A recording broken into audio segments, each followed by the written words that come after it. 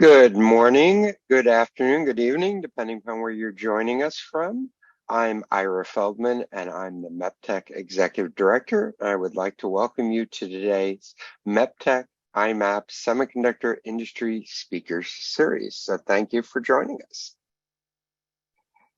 In terms of upcoming events that you may want to know about, on April 4th to 6th, we have a new event called Not Just Chips. It will be online. It is free. You can register at events.meptech.org. The schedule is now posted.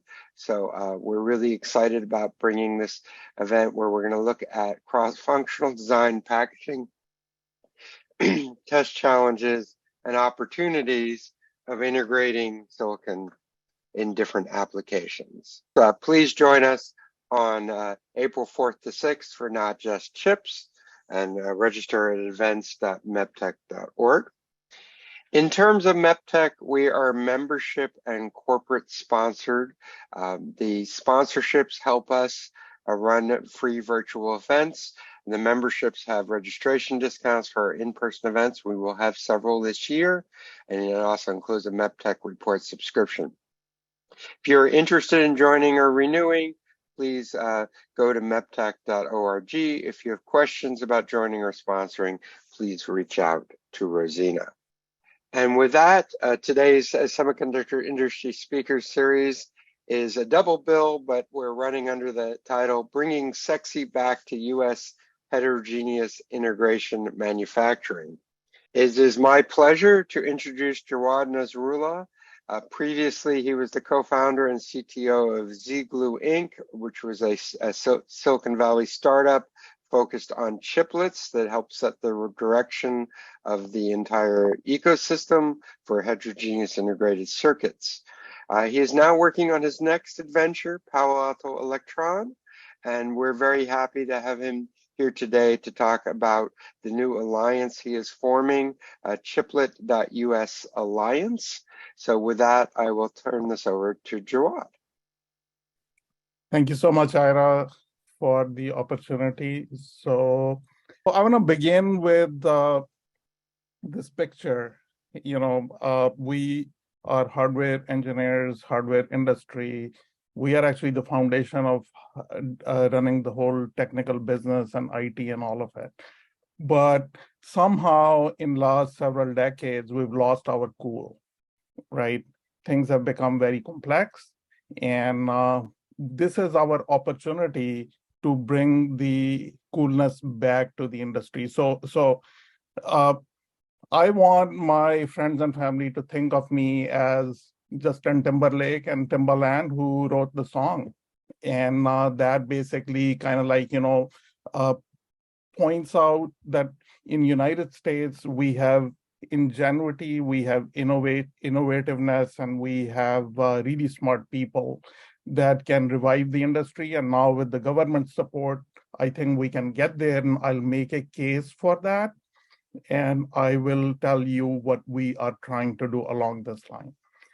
So if you ever drive through Fremont, in year 2010, the United Motors factory was abandoned. There was really nobody there. It was deserted. But you go there today and you see Tesla is thriving. And if you think about Tesla, it's really a heterogeneous assembly of components into a car. And the innovation is a success story of manufacturing being successful in the United States. And that is one of the points that I would try to make in my talk. So there are three takeaways and 3 points of this talk that I will emphasize. So one of them is that heterogeneous integration manufacturing, this is an opportunity for United States for innovators, and this is something that we want to jump on. And the support that is coming from government and their industrial partners, it will start helping significantly after 2025. And I'll describe that a little bit. I mean, it's a good thing. It takes time to build all of these support and structural networks. And I think we as a country have started on the right path, right? So between now and by the time the structures come together, we need to see the chiplet ecosystem using the existing manufacturing capability. And one thing you will notice that the format of this talk is that two speakers are talking about two very different things. So the talk is heterogeneous in nature as well. But that illustrates the point that, I'm a designer, I think about design. And Dick Ory he has a company that does heterogeneous integration manufacturing. So we work in very different fields, but we need to come together to form the alliance. So these will be my three takeaways in here.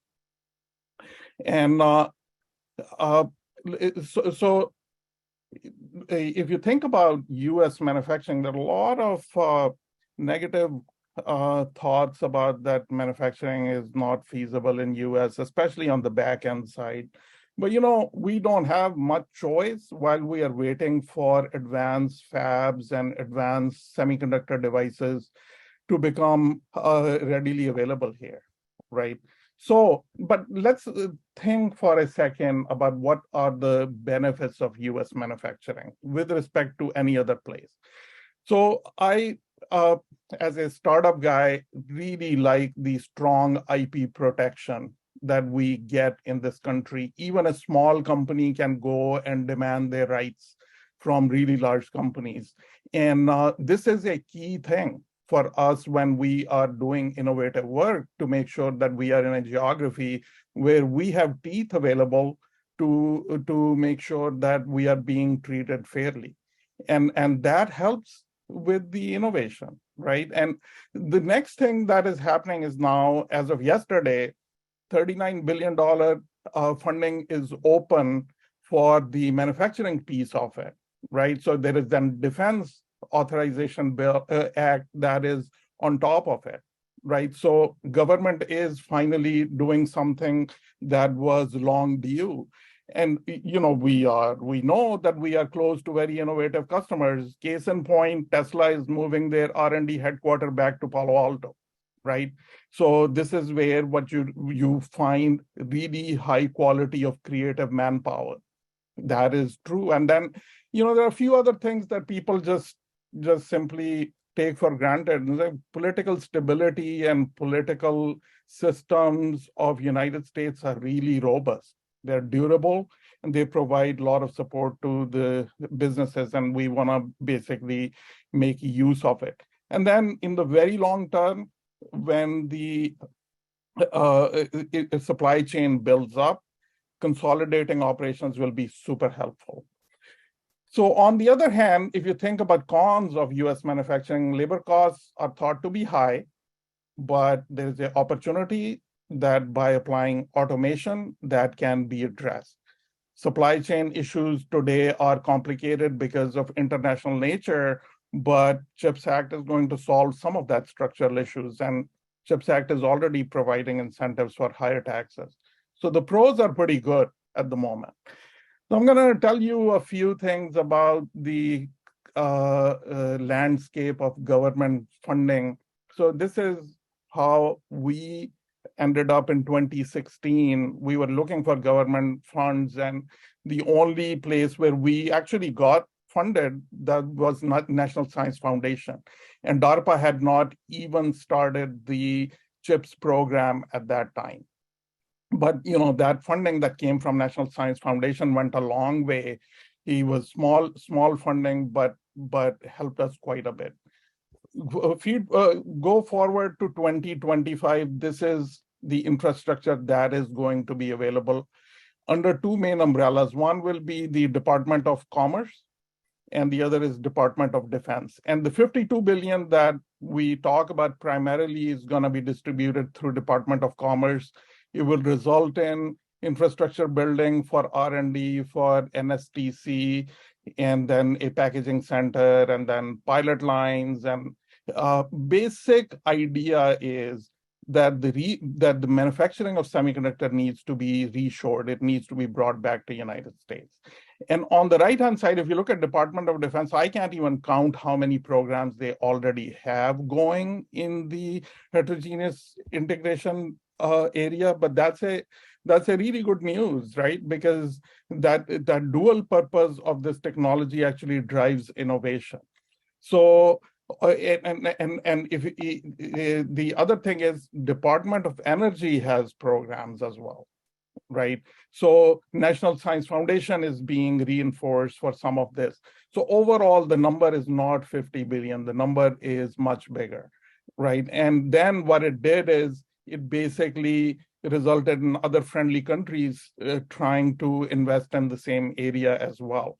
So you will hear this term called USA Plus, which is a little bit misleading term, but it really refers to countries other than USA that are friendlies, right? And our push is that we are going to focus on USA and primarily with the local taxpayer money. How do we see the ecosystem? How do we just move along here?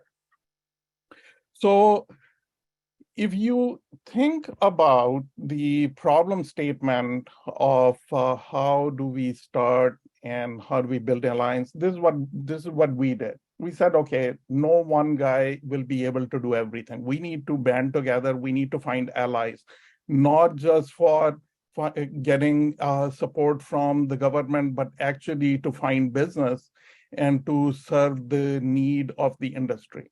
So what we are trying to do here in the alliance is trying to make heterogeneous integration manufacturing understandable and accessible. And the idea is to improve on existing manufacturing capabilities, and then we are going to primarily be looking at commercial applications, basically to drive capacity for dual use. So that's kind of like the high-level idea that we have at this stage to build the alliance, and this is how we think will bridge the gap between now and 2025. Okay, so our alliance is called Chiplet.us, and it is at the moment being founded by 6 companies that happen to be in United States, and there are 3 design companies. Myself, Palo Alto Electron is the system integrator, and then Trace Systems, Anamoy Software are basically software suppliers for design that we cannot get in the current EDA. And then we are working with Promex, which is a very well-established entity in the United States, and you will hear the details from Dick on how he views this whole ecosystem. And we have Hyperion, which is a product engineering company focused on substrate technology, and then iTest, which is a local test company. So test is becoming a pretty critical piece of advanced packaging. So if you think about the high level supply chain ecosystem, it roughly looks like the following, which is you have components that are chiplets that will be designed either in a hard format or in a soft format, and they will be supplied by silicon designers that might be selling these components as IP blocks or might be supplying those as physical goods.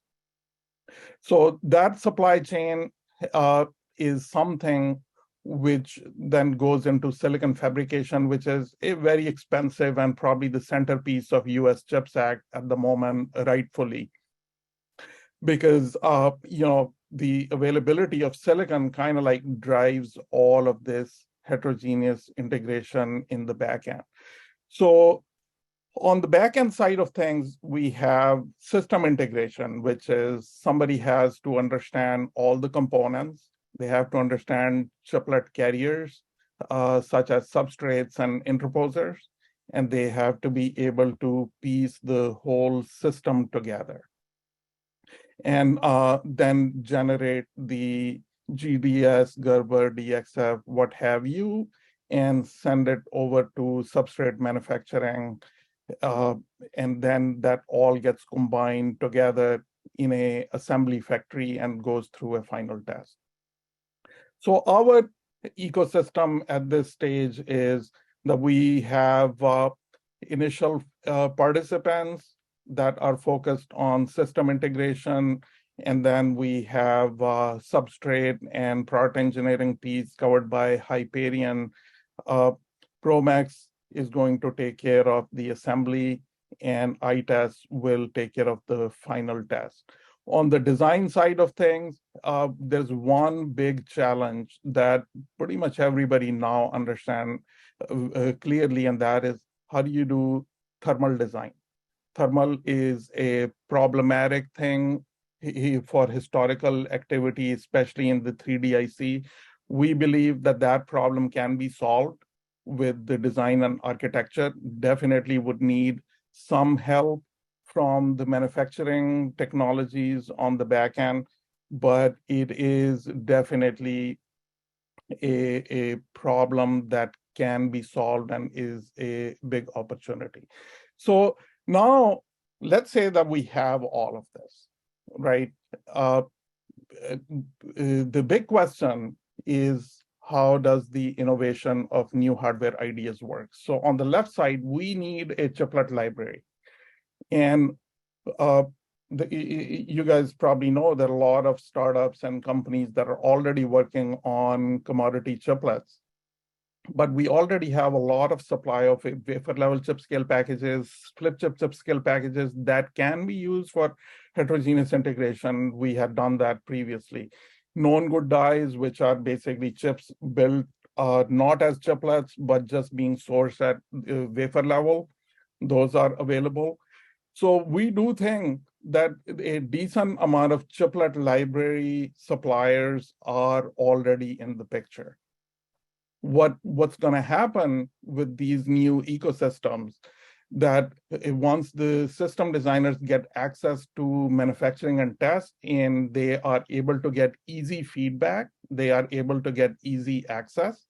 At that stage, there will be a number of applications that will start benefiting right away from it. Obviously, all of us want to get to high performance computing and AI type of customer applications. But we think that in some other areas, there will be opportunities that will include smart devices, medical, automotive, and obviously defense industrial base, which is probably going to be a key driver for this particular ecosystem. So with that, I want to show you one demonstrator system that we are thinking. When this is courtesy of Hyperion, they have a technology, a special substrate technology that they are trying to build on. And the idea is to demonstrate a multi-layer chiplet integration platform that solves some of the critical issues related to stacking and fine pitch interconnects, as well as thermal issues. So the idea will be, if you look at this structure, it is actually a multi-layer structure. This is our demonstrator that we want to push through this particular alliance to bring to this will give us an idea in terms of what are the cost structures, what are the capabilities, and we can show the industry what can be done in United States. So that's one thing that we are actively thinking about and working on.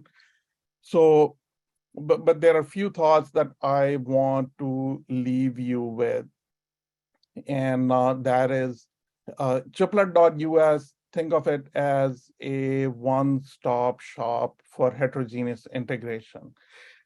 The idea for us is to provide support to customers for heterogeneous chip integration in the areas of computing, smart devices, medical devices, vehicles, and power electronics modules.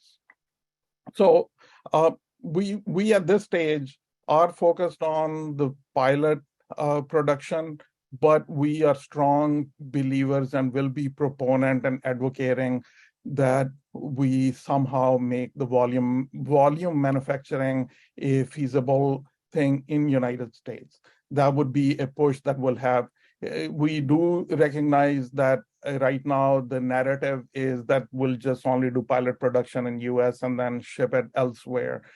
We are taking a slightly different approach, which is, okay, what we have right now is starting small, but we believe in long-term viability of innovative manufacturing, innovative products in the United States. In particular, going into three-dimensional integrated circuits and three-dimensional heterogeneous integration. So we are going to offer this service as a turnkey, which will be that we will basically deliver the final product, and it will be based on US manufacturing. And to the extent that we can, I mean, there are some limitations that everybody faces at the moment, which is availability of certain materials is just limited to some other geographies at the moment. But we know that some new companies are working on solving that issue. So I'd be happy to explain this in more detail if anybody has any questions. My contact information is listed on this slide, and I will be happy to take any questions at the moment. Thank you, Jawad. Do we have any questions at the moment? And certainly we can also, Jawad's happy to answer questions after Dick's presentation too, but are there any questions? One, I mean, really, when you boil it down, what problem is the Alliance really solving in the interim while the CHIPS Act is being established? I mean, what would you say in a nutshell, the problem that you're trying to solve is? In the nutshell, we're just making it easy to understand and accessible for system designers, that they can have access to advanced packaging, right? They just don't have to just rely on board level prototyping. They can do much more than that, right? I know this is a problem that I had to deal with last time, which is when we go talk to manufacturers internationally, the ball doesn't move unless until we have a commitment on volume. And then that was a big challenge, that we did not have any manufacturing in the United States. And now it will get better once the funding comes in from US government and then all these structures get put in place. But in the meanwhile, we are going to use what's already here and we are going to build on top of it. Good. And so some international suppliers let large customers pay later. They either amortize the NRE or they defer the NREs. Do you think you'll be able to do that to some extent with the Alliance, or is everybody who wants to do something got to bring a wheelbarrow of cash? I think we are already seeing opportunities to solve the cash flow issue for smaller players, and there is capital being made available for that. I think that that's an easier problem to solve, right? The bigger problem is what the government is trying to solve. So I think there'll be a lot of folks who will ride along and understand that, working capital is something that's a good opportunity for them to be part of. Good. Okay. Let's do another quick question. So talking about the IC substrates, and you alluded to this, except for a very small quantity, IC substrates are not manufactured in the US. How does this impact the IC ecosystem, and what should be done about it? Okay, so we are fully aware of it, and The IC substrate, it is actually, there are a couple of factories already that have pretty advanced substrates available, but small volume, right? So it's not totally zero, right? It is hard to get. And then the other thing is, there is a strong dependence on some of the materials coming from Japan for the whole world, right? And we think we can work with that. And, some of that problem can be solved. It's not that every customer would just want a substrate made in United States, right? It's bigger challenge for defense customers, right? That they absolutely want even the materials to be produced in United States, but there isn't really much we can do until 2025. But one of our participants, Hyperion, is actually solving that one exact issue. Good. Okay. Let's hold the rest of the questions till after Dick's presentation. So thank you, Jawad. My pleasure to introduce Dick Ott. He's the president and CEO of Promex Industries since 1995.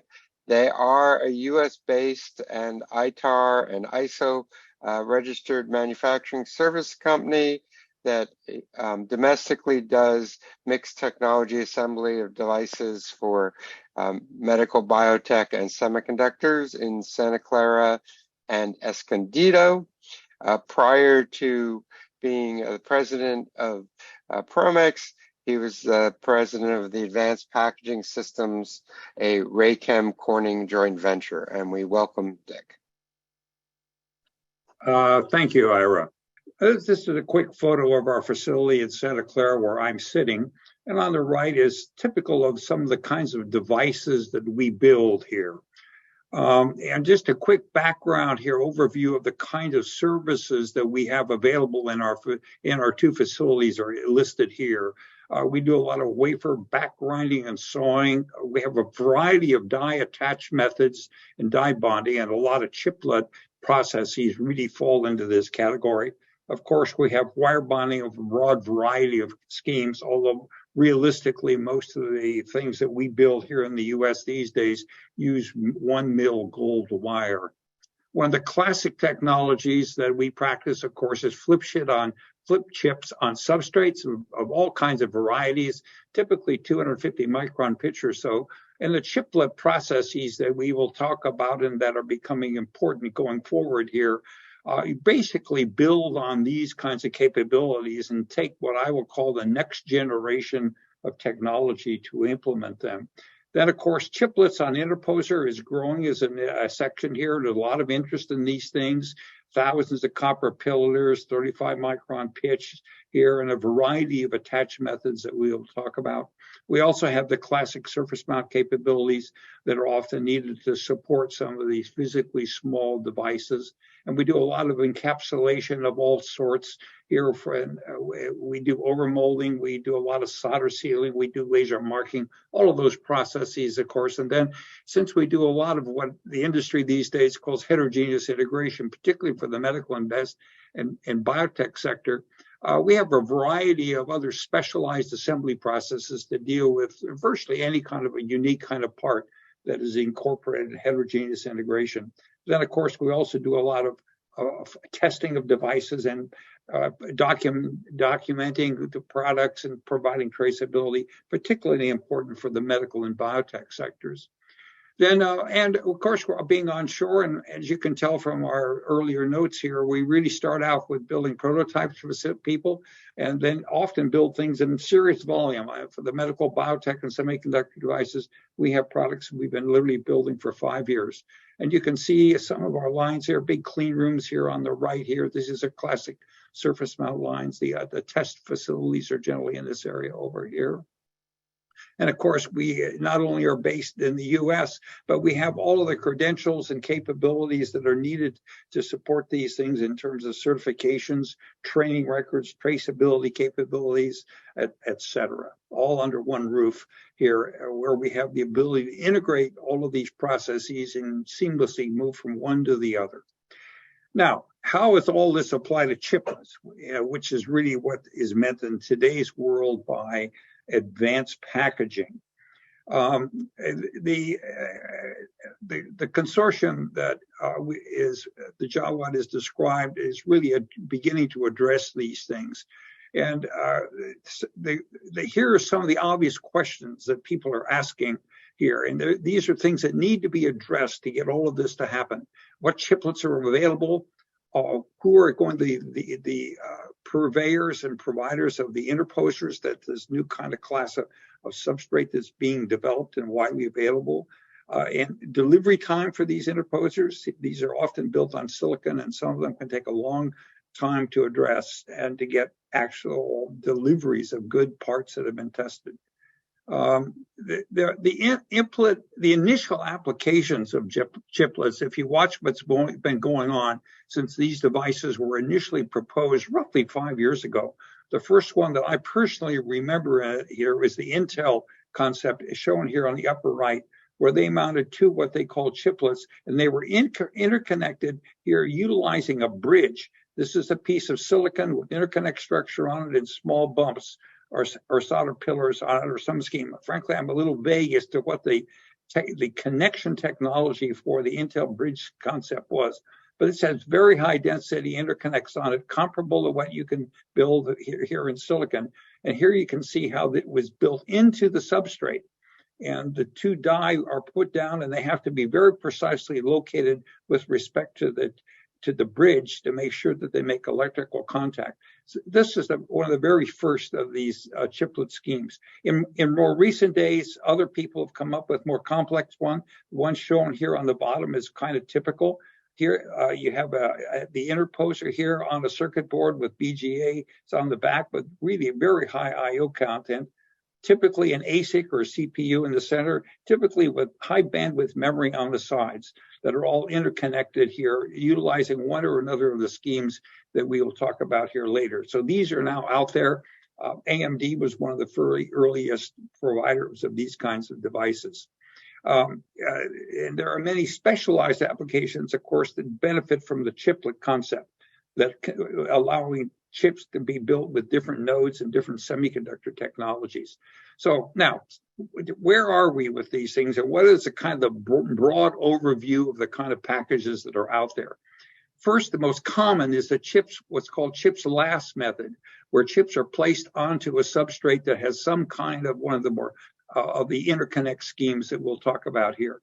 There's another one around, it's called chiplets first, where the chips are all placed down, the active surfaces are placed upward, and then an interconnect structure is built in situ on top of that. That's an attractive scheme for a variety of reasons here, and it is actually being practiced. It's a lot like the redistribution layer concept that is used to fabricate a semiconductor die that are actually in a single chip, except you use multiple chips. And DECA, whose name has been around a lot in chiplets, is working hard to promote that. Then there's the two basic issues that you have with chiplets. First, what's the connection method? And the common ones are flip chip with simple solder bumps. All that's classic, been around for literally decades. There's the new 5 years or so ago, copper pillars with solder reflow of varying pitches. And then there's this more interesting concept called hybrid, which is really die on a silicon interposer, where the interconnect surfaces are silicon oxide for the dielectric and copper to copper for the bonds. And that's really an interesting one. It's a pretty high-tech kind of a scheme, requires very high precision. Then, of course, there's the substrates, classic circuit boards, more recently fine-line circuit boards, down to as fine as 50 micron lines and spaces. Beyond that, typically people go to silicon interposers to get down into the 1 micron lines and spaces, sometimes less. There's a lot of interest in glass for various reasons. Then, of course, there's the one already mentioned of building in situ using an RDL-like process. To have a little bit closer look at some of these, we can go to this drawing here. This is the classic flip chip. You've got glass epoxy core, power planes typically, and then multiple layers of interconnect layers. And these are simply solder bumps here that are interfaced with the surface. And typically these things are underfilled to provide added mechanical strength here. This kind of structure has been around for a long time, and you can see from the density issues here that it's not particularly aggressive by today's standards. Now, that technology has been moved forward. And now, instead of just having solder bumps, we're going to copper pillars now. And with these systems that you can get down to 25 microns, 50 micron lines and spaces, devices that are relatively large, as large as 100 millimeters. ENIG is typically on the surface of the circuit boards. Then copper pillars on pitches, typically 129 microns is a common number, although they go a lot smaller. And the pillars have the kinds of dimensions that are here. And these too are often underfilled. So this is a step up in density as we go to these advanced circuit boards. The next layer of sophistication is to go to a silicon interposer, where you have a base of silicon and you use maybe silicon oxide or some of the other dielectrics like polyimide or BT that is used in semiconductor global interconnect to build up a much higher density interconnect structure. You can get down to 5 micron lines or 2 micron lines and spaces for these. And they too are often being interconnected with copper pillars that are now smaller and can be smaller than those that we talked about with advanced circuit boards. The next layer of sophistication is the thing noted earlier of hybrid bonding. And hybrid bonding is sort of illustrated here. And you'll notice that you have the bond is really taking place right here at this line. And you have a substrate that is a very flat, that has got silicon oxide here. And it's got copper buttons, if you will, exposed on the surface here. And the die matches very carefully. Then these two are brought together, and with heat and pressure, die are typically bonded to a substrate and called a silicon interposer. And these can be very, very high densities. People have shoved these down into the few micron kind of spaces here. And it's this is being explored and used to some degree. And of course, you can build relatively large structures with that here, and then utilizing through silicon vias, you can use solder balls on the bottom to interconnect to the next structure. Then going back to this whole concept of putting the chips down first, as is done here, then you expose some copper pillars in here, and then build up this interconnect structure on it. This particular example shows another die or chiplet interposed into the structure, which is another viable option when you utilize these chips first approach. And you'll notice that this image moves a little bit. And the point of that is to show how, as you go from one job or one wafer to the next wafer, the pattern of the interconnect has to be modified. And that's done utilizing, at least in the DECA process, utilizing laser patterning technologies of one sort or another. And here's some of the parameters. These are typically copper lines down to 1 microns is pretty viable. Polyamide, epoxies, BT are used as dielectrics. And there are microvias involved with all of these things. Sometimes they use lithographic masks on the higher layers, but you can also do these things utilizing just plain laser patterning. So those are some of the concepts that are being used to solve the interconnect problem with chiplets, and the kind of technology that's needed and being used these days to interconnect these devices. So this is sort of a summary of all of these kind of things. These are the versions that we've talked about. Classic flip chip on this basic printed circuit board substrate that's higher density and utilizes the contemporary advanced package substrate circuit board fabrication methods. Silicon on interposer, in this case using copper pillars, or you can go to the more advanced finer lines utilizing hybrid bonding. Then of course the final one here is electroplating. This gives you a sense of what the capabilities are that are very rough numbers here. And these things are all, of course, emerging and evolving in time. But you can get a sense of the line spaces, the pitch, and the cost for these things. Of course, the simple flip chip on circuit board is the lowest cost of these things. Going on to advanced circuit board is probably the next most expensive.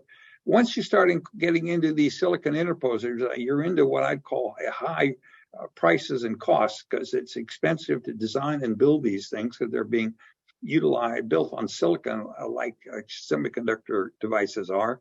And of course, once you get to this hybrid bonding thing, where you've got these flatness levels and the die have to be all matched and very carefully designed it together, that's probably the most expensive version of it, but it's also the highest technology here and the greatest densities, and probably the best thermal performance as well. The chips first technology is kind of moderate. I personally think this one will be an important process as we go forward. It just gives you a sense of how quick these things are to get to market for the obvious reasons. Chiplet on interposer will take some time. The hybrid bonding is just simply more complex, hence the notion here is that it's probably going to be longer here, whereas the redistribution process is relatively inexpensive in time. It's pretty straightforward. Then the availability in the U.S., of course, these classic techniques are pretty much available now. The quantities and volumes and prices at high end and high volume is a little bit questionable, and whether you'd say yes to those or not is an issue here.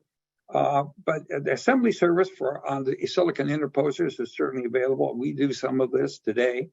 We do not do hybrid bonding, and I don't know. I got to honestly say I do not know of anybody in the U.S. doing hybrid bonding. I've seen a lot of this come out of Europe from places like Fraunhofer and IMEC here, and whether there's somebody in the U.S. doing that or not, I do not know. And building these silicon interposers, I think this is an emerging service here in the U.S. The RDL kind of deposition process, of course, this is available within the U.S. today, I'm sure.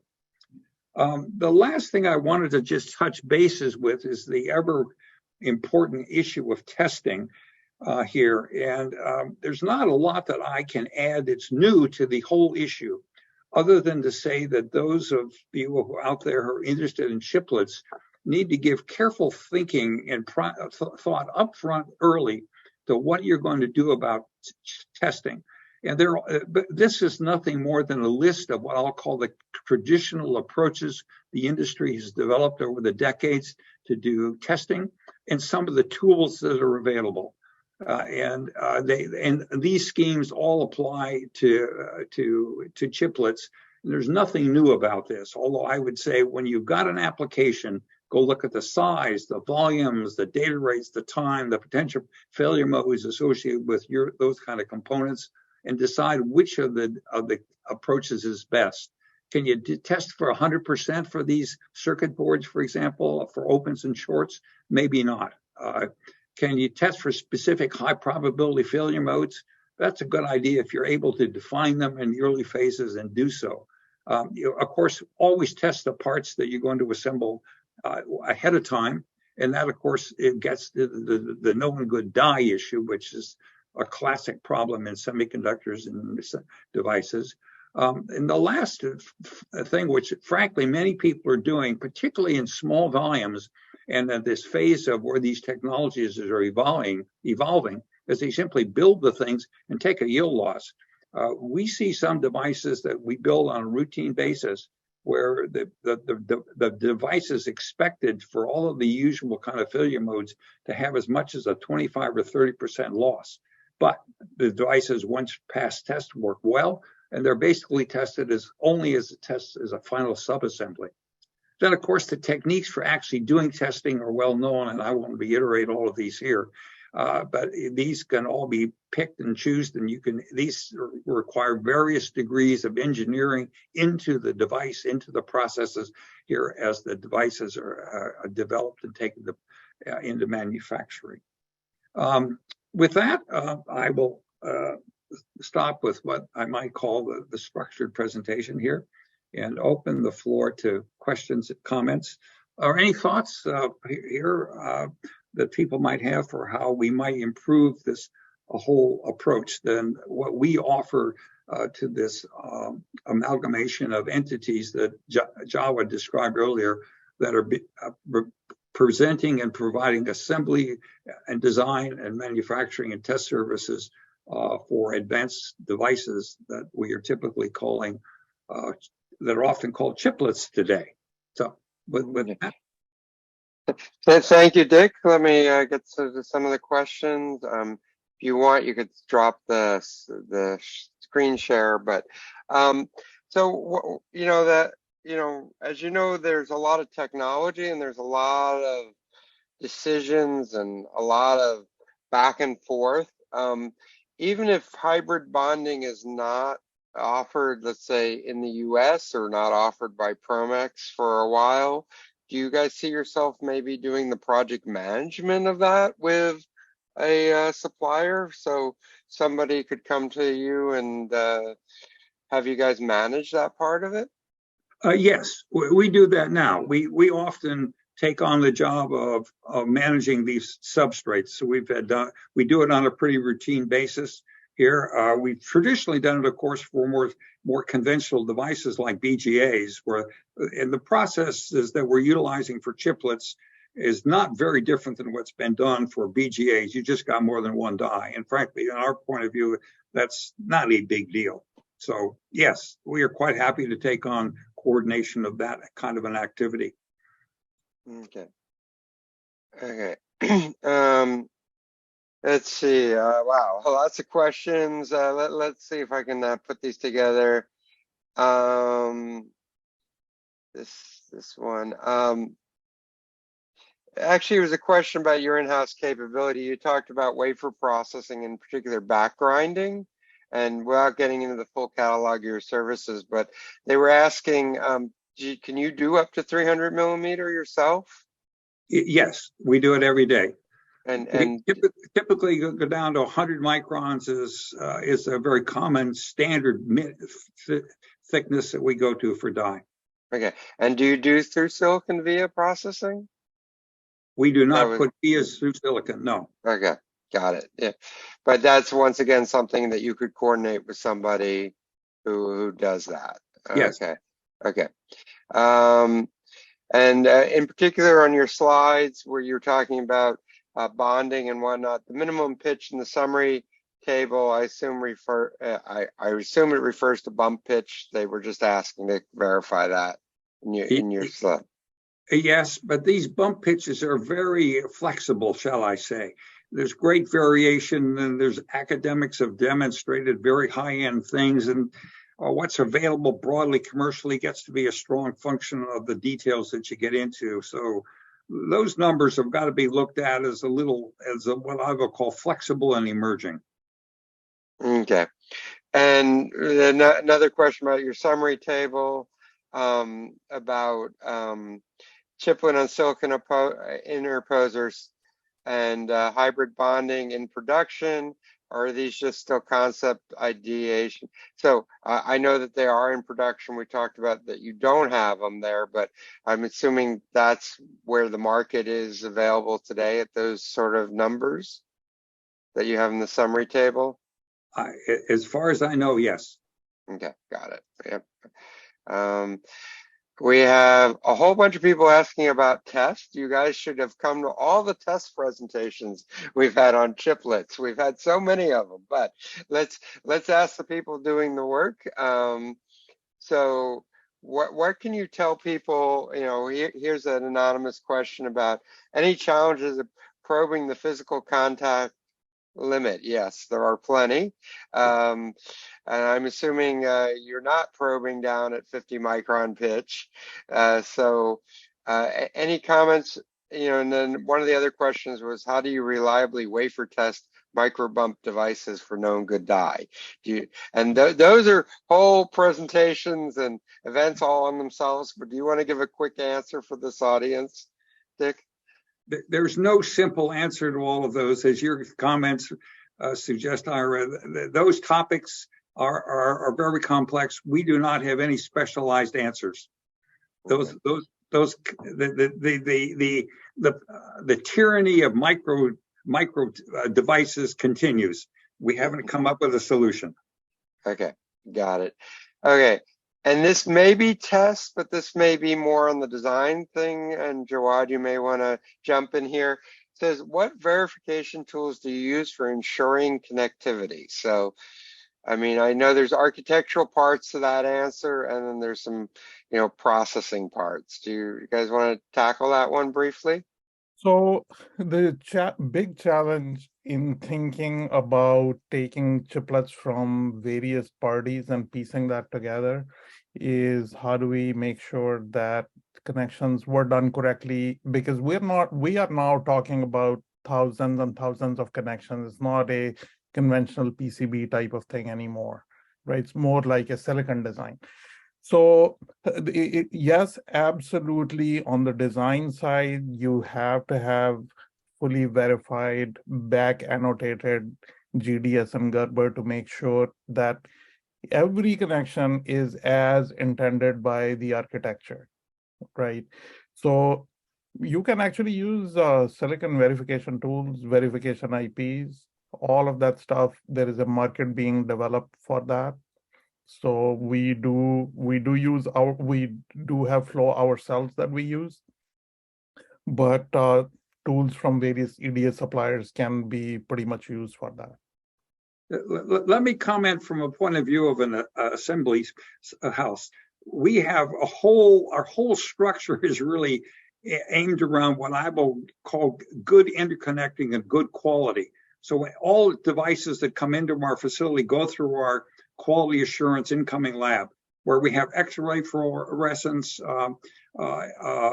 We have kiosk tools that are able to measure flatness to a few microns over 100 millimeter square devices that are where coplanaria is such an important issue. Once we get into manufacturing, we got plasma cleaning processes of various sorts all over the place to clean things. Once we put them together, then we have several X-ray tools. We have acoustic microscopy that we can utilize for checking for bonding processes. And we are doing all of those processes all the way through to maximize the connectivity. And it's, these days we're seeing devices with literally many thousands of copper pillars or solder bumps on them. So the issue is it's not just a matter of test, it's validation of the assembly process to make sure that it is controlled and gives consistent good results. It's good to know. I think here's a high level question. Sundar asks, your assumptions seem that designers are moving to chiplets in general. Where is the demand coming from other than large companies like AMD for obvious reasons? So the question is, the big players are doing chiplets because they've got really bleeding edge designs and architectures, and they're going to do it. But the infrastructure, like what Dick you're talking about, and Jawad, and maybe in the Alliance, seems more focused at smaller companies. So is it likely that smaller companies are going to have the demand to go to chiplets? Is it a chicken and the egg problem? They're basically asking, how likely is it a small company to implement chiplets? Well, a very good question. And the question, the way it posed is correct. Are chiplets going to be available in a merchant market kind of environment where you can buy from different players? Are they going to give you data on them? The answer is today, from what I know, that the market is not there. And that's one of the reasons that there's as much interest as we have today in this talk, is people are trying to understand when these components are going to become available, and when they are available, are the services to implement them, to build in them, available? And the answer is it's unclear whether it's going to emerge or not, because as your comments suggested, many of the devices that are out there now have been built by captives. The main source, though, of the merchant devices seems to be TSMC.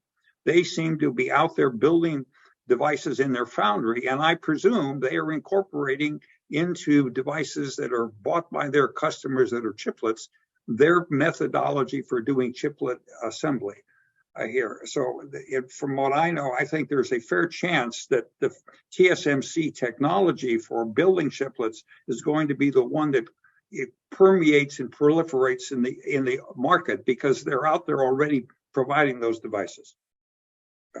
Yeah, and I will second what Dick just mentioned. So what we are working on is future looking based on some demands, some discussions. And I'll tell you one particular program from DoD called 3DHI Initiative through their NDIA, which is all focused on high performance development of new technologies that are emerging, right?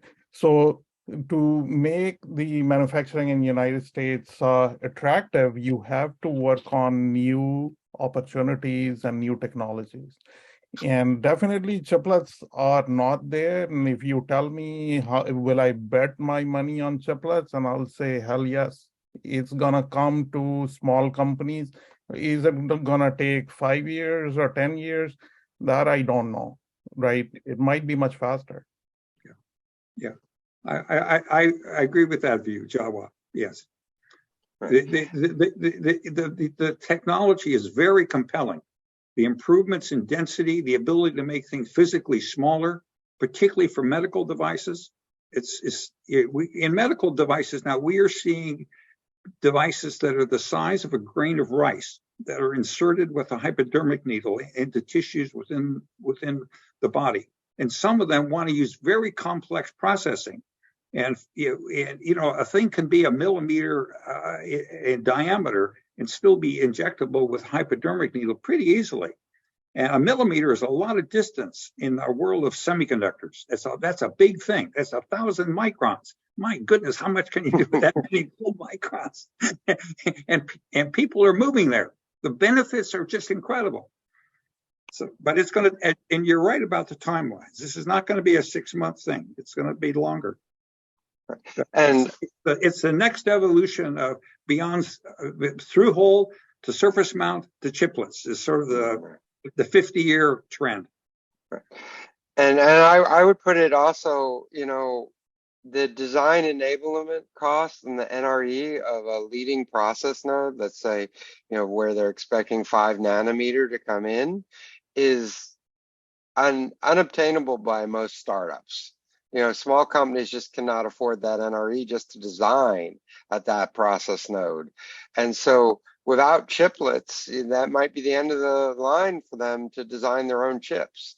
I mean, you're not going to be competitive designing 120 nanometer chips, where the big companies can roll out 5 nanometer chips. So chiplets, if the ecosystem grows or when it grows, and that there are merchant chiplets available, will actually keep the small companies in the game because they don't have the NREs. Now, wait, I might take a little issue with you there, Ira. Okay. Because even if you're up at the 100 nanometer node and you can build an awful lot of processing power at that node. And for the medical devices, to get things down to the size of a grain of sand or a grain of rice so you can inject them, those capabilities are adequate for many applications. So I think you've got 2 things running in parallel here. You've got chiplets getting smaller to just get the benefits of the smallness and the lower parasitics. And you got the semiconductor community driving continually to smaller devices that get more power per unit volume. But you don't always need that processing power per unit volume. That is true. And so, it depends upon what application space you're going after. But yes, agreed. Okay. Good. I see a lot of questions here that are very specific to your capabilities. So I would assume the people who want to know these answers should reach out to you and your team there, and you can go into probably a lot more detail than you can here, and talk about what's available from your capabilities, and I'm sure you'll refer to people to others in the alliance or other suppliers to help onshore things. So I think that is really good. So I want to thank both of you for an excellent presentation. We will have the recording up next week, the slides available. So, and with that, I want to remind everybody of our next virtual event on April 4th to 6th, not just chips, We'll have a great program. It's available now at events.meptech.org. You can register. It will be free. So mark your calendars. Plan to join us in just about a month. And with that, I wish everybody a good rest of your day. Thank you for joining us.